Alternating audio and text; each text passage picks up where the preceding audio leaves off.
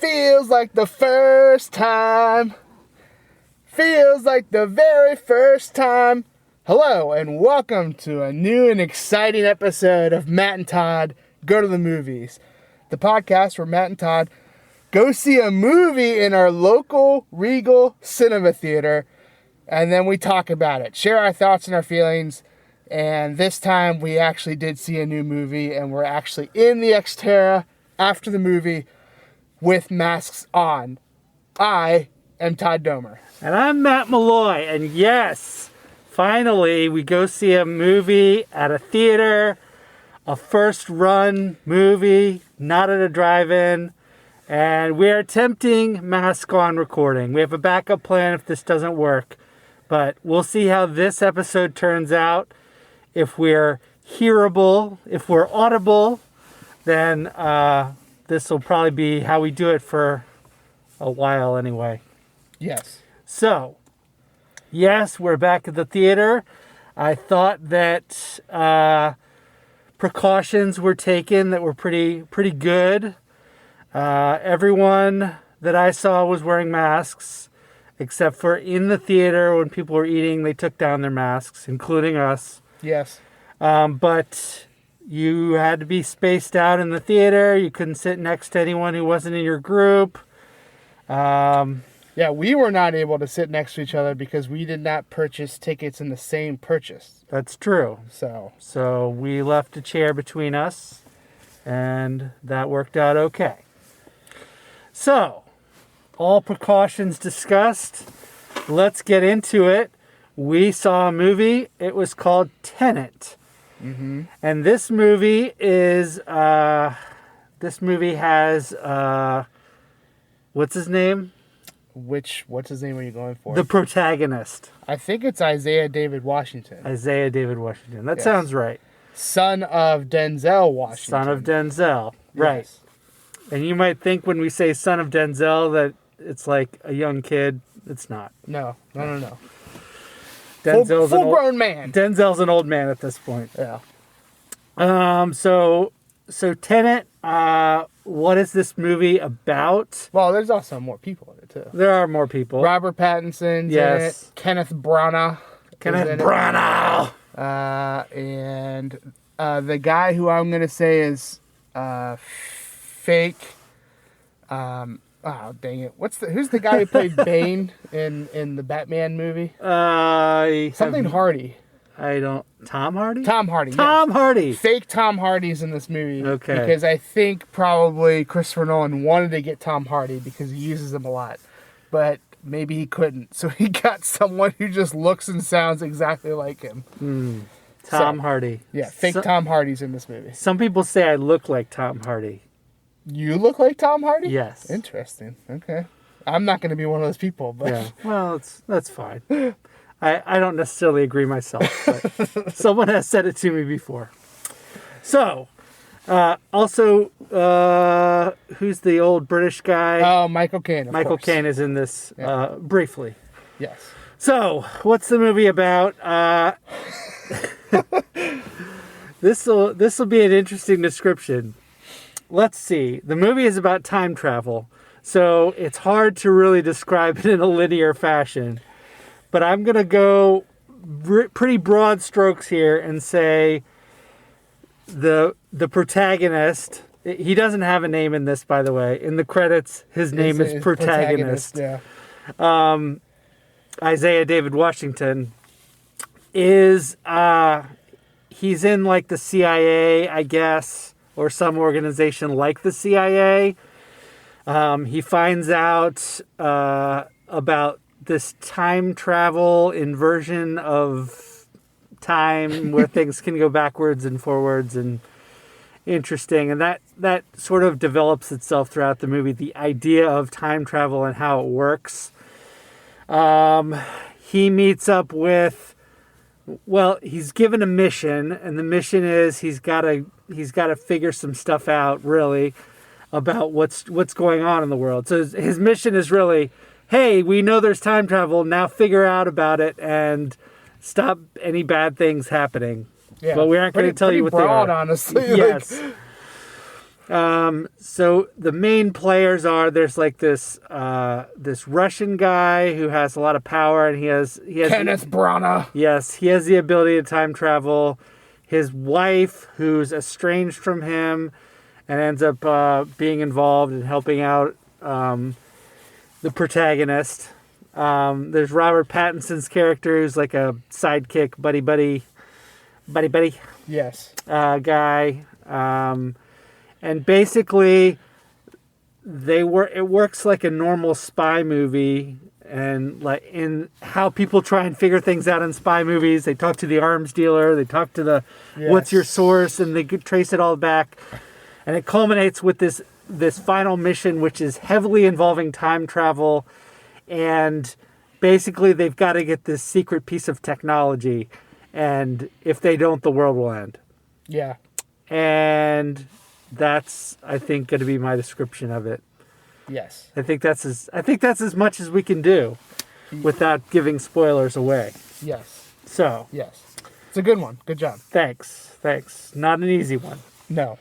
Well, Todd, what did you think of this film? So, I think there are a couple Christopher Nolan things that you can check off the list for this film. All right. It's acted very well, I think. Everyone does an incredible job. There's not, to me, one weak acting person in this job. Besides fake Tom Hardy. And it's not his fault. He's just a fake Tom Hardy. Like, the entire time I kept thinking, where's Tom Hardy?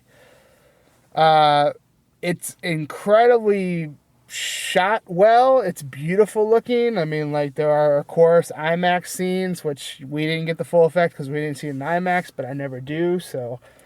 but everything's filmed really well. The special effects are, like, really cool as far as, like, how, I guess, time travel's done. Really, they use the word inverted. Like, basically, you can go forward regularly through time, or you can be inverted, where it looks like you're basically just going in reverse, but really you're going, I guess, reverse in time. So... those things, there's a couple of fight scenes where all that's happening that's, like, just kind of cool to watch and, like, really interesting. So, those are the things that I think you expect from a typical Christopher Nolan movie. Everyone tries their hardest. Everything's looking good. My biggest problem with this movie is that I don't understand it. And I can't tell if that's because it's me or the movie's dumb. Like, I can't decide if it's my problem or if it was Christopher Nolan's problem and not being able to bring this movie to the audience better. I don't know. Spoiler alert for who's listening. This is the second time I've viewed this movie. Boo! Yeah. Boo. And I just can't tell. Like, there were some things on a second viewing that I was like, okay, I get it a little bit more, but I still, like, just don't get it. Like, and I say that, and I do get some of the things, but I just felt like I was still lost. Things still didn't make sense to me, and I don't know if after a second viewing, if I still feel so lost and things didn't make sense and I couldn't follow, like, all that kind of stuff, then it's either me, which I refuse to believe that because I think I'm perfect. So I'm going to blame Christopher Nolan and this, like, very convoluted movie that just has a lot of good things going for it. But as far as, like, plot and understanding the plot and understanding the dynamics of inversion, time travel, and all that kind of stuff, it doesn't really hit the mark as being able to explain what it's going for. And I think at parts it just doesn't really try. Like, it's kind of like one of those sci-fi movies where it's like, we're just going to give you a one line why this can happen, and then that's it. Like, we're going to move on to the next scene. And I think the pacing of this movie is pretty good. I mean, there's always something happening. I didn't find myself too, like, really bored at any point. Like, the movie starts very fast and it just kind of goes from there. But I don't know. I just, like, it can be the most beautiful, well-acted movie in the world, but if I don't understand what's happening and I don't feel I was, like, adequately given the chance to understand it, then it's a huge strike against it to me. So I'm interested to see what you think, because that's where I'm at. That's where I'm gonna leave it.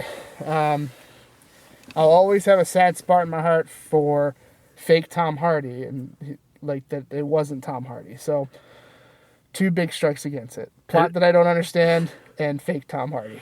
And by fake Tom Hardy, do you mean the leader of the Splinter team? Yes. Okay. It's so obvious like that it was supposed to be Tom Hardy. Yes. So I mean, like I said, as far as the acting, Robert Pattinson, I think, does a really great job in this movie. And I know people love to like hark on him because they think he can't act, but I mean, for most movies after Twilight and this movie, I'm like, you guys are wrong. He's really good. Yeah. So anyway, that's me. I left the theater. My head hurts again for the second time. Well, I agree with a lot of what you said. I think, yes, it was a well-acted film. Everybody does their part. Everybody does a good job. That's kudos to the actors and to the director. And it is a nice, well-shot action film with like big props and set pieces and all the, they need to be on boats. They're really on boats, like huge boats driving around and stuff like that. So yes. I did appreciate the sort of the big action movie pieces were there. And then we get to time travel. So I think there's a couple ways you can handle time travel in movies. One of them is to try and give like a scientific explanation and then just do it and play things as basically normal, like, oh, we're just back in the 1950s now. Sure. Okay, fine. You are. And you might see yourself there. And that's like kind of the extent of it. And then there's the hugely like scientific, like we're super into sci-fi way of handling it, which usually is handled in much the same way. There might be more weird like visual effects because of things we don't understand in science and all that stuff. But again, it's largely once you get to the future or the past or whatever, you're just there and acting like normal. Yeah. This movie tried to take a third path, which was, let's throw some science in there, let's talk about things, and then let's have people move in reverse and have bullets go backwards into the guns and stuff like that, which could work, maybe. It didn't work in this movie. Yeah. It was confusing, it was jarring to the eye, and I think that's what they were trying to convey. Like, it would be jarring to be in this experience, but it doesn't work. It just confuses you as an audience member. So I think that they made a bad choice in like trying to do reverse time and reverse action happening because it was confusing. And not only that, they then decided to overlay this weird technology, which is hard to view and understand, with a plot that has twists and turns back on itself. Right. So you've got 2 confusing things happening. One, you've got to keep track of the plot, and you've also got to keep track of like the physical universe and how people are operating based on where they are in relation to actual time flow. Right. So some bad choices were made here. They could have made this movie almost without any changes. Just say this person is going one direction and have them identified in some way other than actually moving backward in time. Right. And had a nice like spy thriller, figure things out, plot, secret plots, threads going on. Excuse me. Uh-oh. And it could have been really a good movie, but instead we came up with sort of something that falls flat of what it could have been. Yeah, absolutely. And I think for me, the time travel aspect, the most frustrating part of it that makes absolutely no sense to me is that, so at some point you have to enter this machine that will invert you. And then once you're inverted, you start at that point in time and you start to go backwards and stuff like that. Yep. So the whole premise of this movie is that there are artifacts showing up that have come back a long way through time or showed up someplace far back in time. But and then there are some characters, kind of at some point in the movie you find out have also come back kind of a far time back in time. But you're shown that to actually come back in time, you have to actually go through it's not like you drive the DeLorean to 88 and then boom, you're back in time. Right. You have to actually go the reverse amount of time it takes to get to where you're going. So when we're talking like in the movie, it's like a week at some point, like a week and some change is the farthest they go back in time. But we're referenced all the time to all these other things that have gone back years and stuff like that. And I'm like, it doesn't make sense. Especially if it's an inanimate object, how does it happen? Like, how does that go there? Or if it's like a bullet that someone was carrying and fired at some point, which is what you're supposed to believe, how did the person get there? Did they just like start going back years and years and years and never stop that journey until they got there? It just, it hurts the brain because of how bad it is. Yeah. So. And you bring up another point, which is they have this device that inverts them.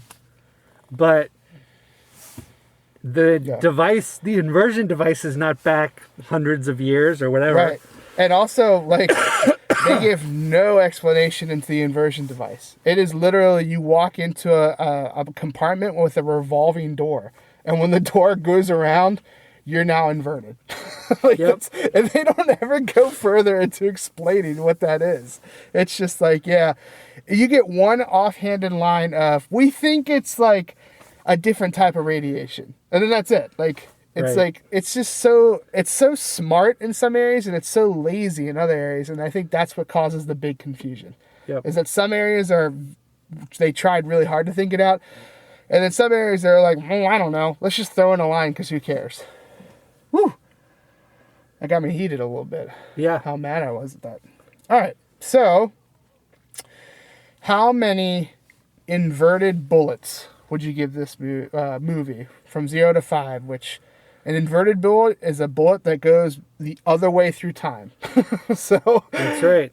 Wrap your head around that one. So instead of shooting the bullet through an object, the bullet comes backwards from some point and goes through the object backwards and into your gun. Yes. It's magical.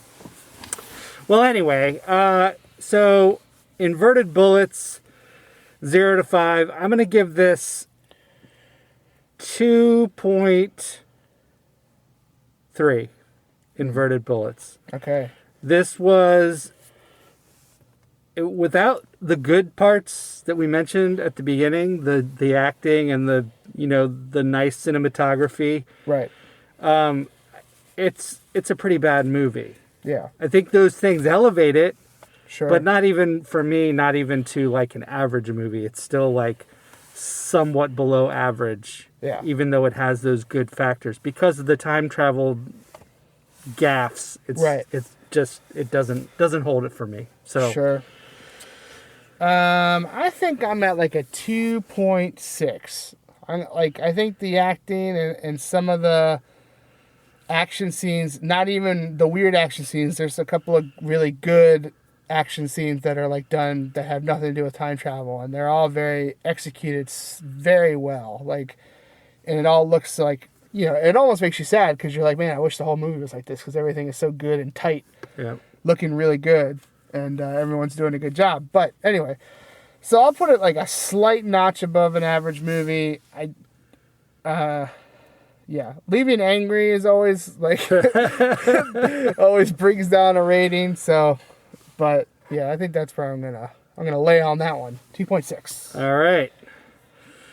Well, that is going to wrap up this episode of Matt and Todd Go to the Movies, where we reviewed the movie Tenet here live from the movie theater. We just saw it, and we ended up with 2.45 inverted bullets out of 5, which is not a great score, honestly. For us, yeah, because I feel like we're pretty liberal to give high marks. Yeah. Unless you really, really deserve low marks. Yeah. So Should you see this movie? Nah, you might want to wait until it comes out on your favorite streaming service, or if you really want to see an action film, big action film in the theater, you could try it, but it might make your head hurt. Sure. So yeah, I'm definitely at a notion of it's okay if you want to see this movie, but wait for it to stream someplace. Like, there's just no reason to pay the money and go see it in a theater, unless you just like are an avid movie theater person, and that's what's going to happen. But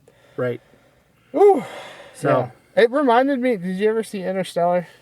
Yes, I think so. It very much reminded me of Interstellar in a sense of like very good acting, very great cinematography, and great scenes, but not much made sense in that movie. Like, it's so similar to that, and I think. To me, Christopher Nolan really needs... I mean, I guess it was Dunkirk. Dunkirk was the movie before this that was like a grounded movie and didn't have anything to do with sci-fi and stuff like that. But like, it just seems like recently, anytime he goes to sci-fi or something like that, he like, it just doesn't make sense. Yep. So, Christopher, if you're listening, that would be my suggestion. Yeah. Try to ground your movies a little bit more. Right. So, all right. It's good feedback for Christopher Nolan from us. So, well, that's going to wrap it up. Please continue to listen to our podcast. We thank you for listening, and we'll make more of these. Da da da da Da da da da da. da da da.